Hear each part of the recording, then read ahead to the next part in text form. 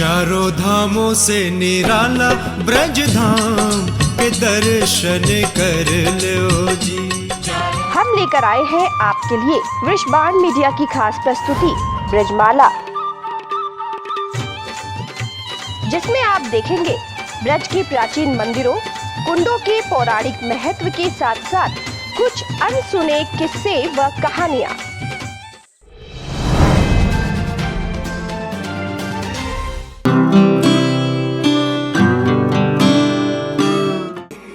प्रस्तुत है। नमस्कार दर्शकों, ब्रजमाला कार्यक्रम के अंतर्गत आज हम यहाँ पर मौजूद हैं मथुरा में नौझील क्षेत्र में स्थित झाड़ी वाले हनुमान बाबा मंदिर पर। यहाँ मंगलवार और शनिवार को एक विशाल मेला लगता है। कहा जाता है कि यहाँ की मूर्ति जमीन से निकली थी, जिसका ये भव्य मंदिर बनाया गया। मंगल भवन अमंगल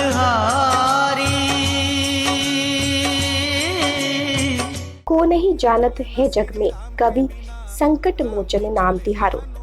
श्री राम के अनन्य भक्त एवं परम बलशाली पवन पुत्र हनुमान जी की गाथाएं तो आपने बहुत सुनी होगी, लेकिन आज हम आपको श्री झाड़ी वाले हनुमान जी मंदिर की वह अलौकिक एवं चमत्कारिक कहानी सुनाएंगे, जिन्हें सुनकर आप हैरान ही नहीं बल्कि स्वयं दर्शन करने के लिए दौड़ते चले आएंगे। इसी के साथ हम बहुत सारे बातें आपको बताते चलेंगे, लेकिन शुरुआत करते हैं इस दरवाजे से, जिस पर लिखा हुआ है श्री झाड़ी वाले हनुमान मंदिर। यह मंदिर दिल्ली राष्ट्रीय राजमार्ग 2 स्थित छाता कस्बे से 20 किलोमीटर एवं नोएडा आगरा यमुना एक्सप्रेसवे की बाजना कट से 6 किलोमीटर दूर शेरगढ़ नौझील मार्ग पर स्थित है। इस मंदिर के बारे में मान्यता है कि त्रेता युग में जब श्री राम लंका के लिए पुल का निर्माण कर रहे थे, तभी हनुमान जी द्रोणाचल से गोवर्धन पर्वत को उठा कर ले जा रहे थे। तभी आकाशवाणी हुई कि सेतु का काम पूरा हो चुका है। तब राम भक्त हनुमान ने गिरिराज को ब्रजधाम में उतार दिया। जब गोवर्धन पर्वत ने हनुमान जी से कहा कि आपने प्रभु की सेवा से मुझे वंचित कर दिया, इस पर हनुमान जी ने श्री राम को यह सब बताया, तो श्री राम ने कहा कि द्वापर के अंत तक इंतजार करें, मैं स्वयं ब्रज में आकर उन्हें धारण करूंगा।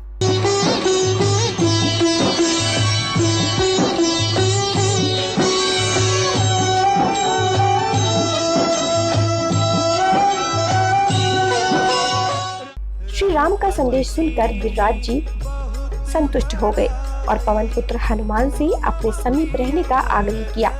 लेकिन हनुमान जी ने कहा कि मेरे आराध्य श्री राम जिनका पूजन करें, उनके ऊपर मैं निवास नहीं कर सकता और आपके चरणों में ही निवास करूंगा। तब से हनुमान जी नौझील स्थित झाड़ियों में निवास करने लगे।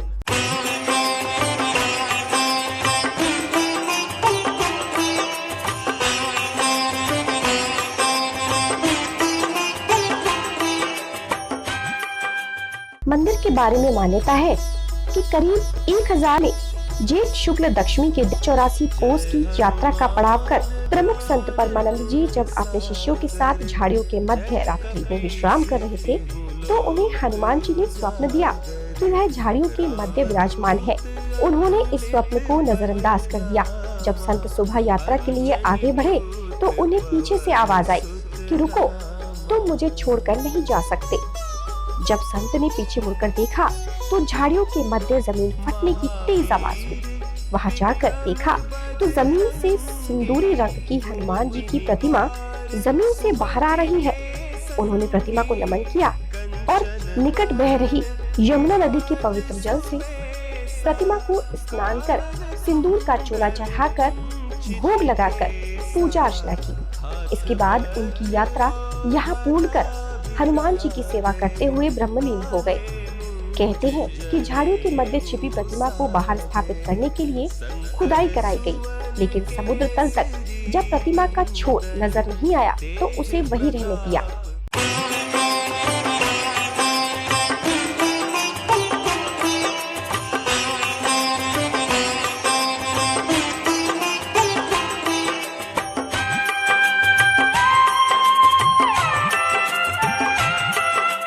कहते हैं कि मुगल आक्रमणकारियों ने बेशकीमती प्रतिमा को उखाड़ कर ले जाने का प्रयास किया, लेकिन जब वह सफल नहीं हुए तो उन्होंने गुस्से में आकर प्रतिमा को तहस नहस करने का प्रयास किया।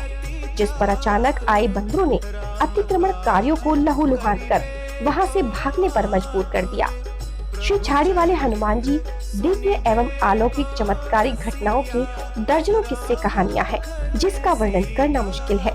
लेकिन इस मंदिर के बारे में मान्यता है कि श्री हनुमान जी 6 माह से अधिक समय तक किसी भी भक्त को अपनी नियमित सेवा नहीं करने देते हैं और उसकी संपूर्ण मनोकामना पूरी कर देते हैं। अगर इसके बाद भी किसी भक्त ने श्री झाड़ी वाले हनुमान जी की सेवा करने का प्रयास किया तो वह पागल होकर अपनी सुध बुध खो बैठता है, फिर वह कभी भी हनुमान जी की सेवा नहीं कर सकता। आज झाड़ी वाले हनुमान जी मंदिर को सुदामा कुटी मंदिर से जोड़ दिया गया है। मंदिर के वर्तमान महंत राम रतन दास जी महाराज ने इस मंदिर का जीर्णोद्धार कराकर भव्य रूप प्रदान किया है। दर्शकों, जैसा कि हमने आपको अभी बताया कि हम इस समय उपस्थित हैं मथुरा के बहुत ही प्राचीन और प्रसिद्ध मंदिर झाड़ी वाले हनुमान बाबा मंदिर में, और हमारे साथ इस मंदिर के बारे में जानकारी देने के लिए उपस्थित हैं श्री राम रतन दास महाराज जी। आइए बात करते हैं और जानते हैं इस मंदिर के बारे में। आप ये बताएं कि इस मंदिर के बारे में कितने साल पुराना है और ये मंदिर में जो मूर्ति निकली है हनुमान जी की, उसके बारे में बताएं। जी जी, जहाँ तक इस मंदिर की बात है, त्रेताकालीन मंदिर है, क्या है, जिससे भगवान राम को वनवास होता है। वनवास जाने पर किशोर जी का जो रावण के द्वारा हरण होता है, तो जब राम जी को क्या जटायु हनुमान जी के द्वारा मालूम चलता है कि सीता जी को रावण हरण करके ले गया है, तो जब वहाँ रावण पे आक्रमण करने के लिए जब राम जी सेना के साथ जाते हैं, जो बीच रास्ता में जो उससे क्या बोलते समुद्र पड़ता है, तो जब समुद्र को उस पर सेतु का निर्माण होता है, क्या है, तो जगह जगह सेतु निर्माण के लिए बंदर भालू शिलाएँ या पर्वत लेके आते हैं। तो उसी समय हनुमान जी महाराज भी हिमालय से क्या है जो अपने गिरिराजी पर्वत हैं उनको लेकर वहाँ पहुँचते हैं। इसी बीच में सेतु का निर्माण पूर्ण हो जाता है, तो हनुमान जी को आज्ञा देते हैं राम जी, जो जहाँ से शिलाएँ या पर्वत ला रहा है वो वहीं छोड़ दो और यहाँ पर आ जाएं। तो हनुमान जी महाराज भी गिरिराज जी को जहाँ भी हैं उनको छोड़ के जाने लगते हैं। तो गिरिराज जी बोलते हैं तो हनुमान जी ठीक नहीं है, या तो हमें अब जहाँ से लाए हैं हिमालय से या तो वहीं पहुँचाएँ या राम जी की सेवा में ले चलें। हनुमान जी महाराज बोलते हैं अभी तो हमें राम जी की आज्ञा है, जाना होगा, और जैसे भी हम आपका अनुरोध राम जी के सामने रखेंगे, वो जैसे भी आज्ञा देंगे वो आपको बता दिया जाएगा। हनुमान जी जाते हैं और राम जी के सामने गिरिराज जी का निवेदन रखते हैं। तो राम जी बोलते हैं इस युग में तो उनकी सेवा संभव नहीं है, अगले युग में द्वापर में हम कृष्ण के अवतार में आएंगे, ब्रज में लीलाएँ करेंगे, तब उनकी सेवा स्वीकार की जाएगी। हनुमान जी जाते हैं और गिरिराज जी को बोलते हैं इस तरह का भगवान की आज्ञा है। गिरिराज जी बोलते ठीक है, कभी द्वापर आएगा, भगवान राम कभी कृष्ण के रूप में आएंगे या ब्रज में लीला करेंगे, इस बात का क्या प्रमाण है, हमें संतुष्टि कैसे हो। तो वो कहते हैं कि हमें संतुष्टि के लिए हमारे पास में ही रहिए। तो हनुमान जी महाराज क्या उनके ऊपर ना रह के बोले आप हमारे इष्ट के द्वारा पूजित होंगे, आपका ऊपर तो नहीं रखते, हाँ साइड में कहीं रह सकते हैं। तो गिरिराज जी के निवेदन पर हनुमान जी महाराज उस समय से क्या है झाड़ियों में आके क्या है वो निवास करने लगे। यहाँ दिन छिपते ही फव्वारे एवं रंगीन लाइटों की रोशनी में मंदिर जगमगा उठता है। ये अद्भुत नजारा देखते ही बनता है। आइए आपको कुछ ऐसे श्रद्धालुओं से मिलाते हैं जिनकी आस्था इस मंदिर से बरसों से जुड़ी हुई है। आइए बात करते हैं। यहाँ पे जो भी भक्त आते हैं अपनी मनोकामना पूरी मांगते हैं, जो भी श्रद्धा भाव से यहाँ पूर्ण होती है। और मंगलवार शनिवार को यहाँ बहुत भंडारा होता है। वो तो लॉकडाउन के कारण थोड़ा सा मंदिरों में भी देखते हैं आप सब जगह बंद पड़े हैं, लेकिन वो ब्रज की जनता है और गांव की जनता है, और पास के गांव इतने लगे हुए हैं, उनका इतना श्रद्धा भाव है कि शनिवार मंगल को बार को महाराज जी भी कहते हैं कि लॉकडाउन चल रहा है, लेकिन पब्लिक नहीं मानती है। लेकिन फिर भी झाड़ी वाले हनुमान जी महाराज की इतनी बड़ी कृपा है कि बहुत अच्छा यहाँ वो होता है और सारे भक्तों की मनोकामनाएं पूरी होती हैं। और शनिवार मंगलवार को भव्यता से जिनकी पूर्ण हो जाती हैं मनोकामनाएं, वो यहाँ भंडारा करते हैं। जैसे यहाँ का सबसे प्रसिद्ध भंडारा है चूरमा बाटी। मंदिर बहुत विशाल मंदिर है, बहुत बड़ी भव्य मान्यता है इसकी। यहाँ दाल बाटी का चूरमा होता है, बढ़िया मनोकामना जो भी श्रद्धालु आते हैं सबकी मनोकामना पूरी होती है। झाड़ी वाले हनुमान जी महाराज के बारे में कुछ कहना मेरे बस की नहीं है। बहुत काम करते हैं, जो मनोकामना पूरी करते हैं आदमी, जो भी बोल देता है वो भंडारा करते हैं। आगे बार से भंडारा नहीं हो पाया है, कोरोना वजह से। यहाँ प्रत्येक मंगलवार शनिवार को भक्तों का सैलाब उमड़ता है। जिन भक्तों की मनोकामना पूरी हो जाती है वह मंगलवार शनिवार को दाल बाटी चूरमे का भंडारा करते हैं। श्री झाड़ी वाले हनुमान जी मंदिर पर यूपी के पूर्व उच्च शिक्षा मंत्री एवं माड विधानसभा क्षेत्र से लगातार 8 बार से विधायक चुने गए पंडित श्याम सुंदर शर्मा करीब 3 दशकों से 10 दिवसीय उत्सव करते आ रहे हैं, जिसमें कथा, भजन संध्या, भंडारा आदि का आयोजन करते हैं। बल्कि सभी राजनीतिक दलों के नेतागण भी यहाँ भंडारे उत्सव का आयोजन करते हैं और उत्सव की मस्ती में झूम जाते हैं। आइए हम आपको दिखाते हैं सपा के वरिष्ठ नेता जगदीश नौवार द्वारा आयोजित कथा उत्सव में नृत्य करने की झलक एवं भव्य कलश यात्रा के मनोहारी दृश्य।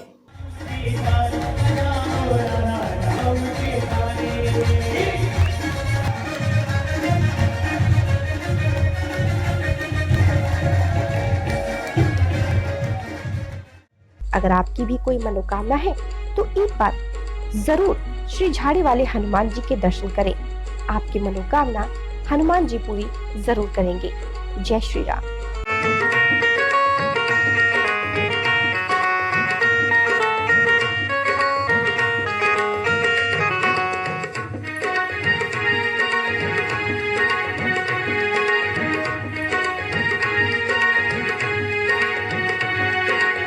मेरो बजरंगी बड़ो ही मतवारो, मेरो बजरंगी बड़ो ही मतवारो, बड़ो मतवारो रे बड़ो ही मतवारो जी, बड़ो ही मतवारो, बड़ो मतवारो रे बड़ो ही मतवारो रे, बड़ो ही मतवारो, झाड़ी मारो बाबा बड़ो ही मतवारो, झाड़ी मारो बाबा बड़ो ही मतवारो।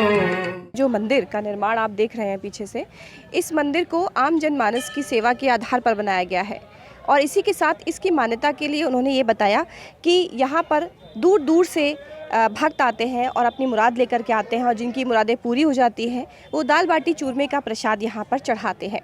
ऐसे ही बहुत सारे मंदिरों से हम आपको रूबरू कराते रहेंगे। देखते रहिए विश्वबाण। अपने सहयोगी पवन आनंद के साथ मैं प्रतिमा सिंह।